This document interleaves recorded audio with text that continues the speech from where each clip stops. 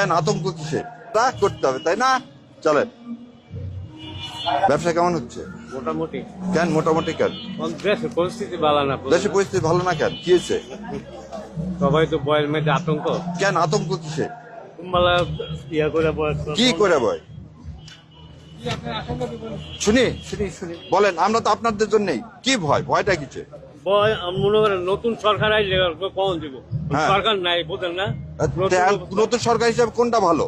অনেক ভালো আইলে তো কখন দেবো বালা। না, আপনি কোনটা চান ভালো? আমি তো সাইড বালা চলো। হ্যাঁ, সেটা কাক দিয়ে ভালো চলবে ইনশাল্লাহ। আমরা মুসলমান, আল্লাহ ছাড়া আর কোনো কারো ক্ষমতা আছে ভালো করার?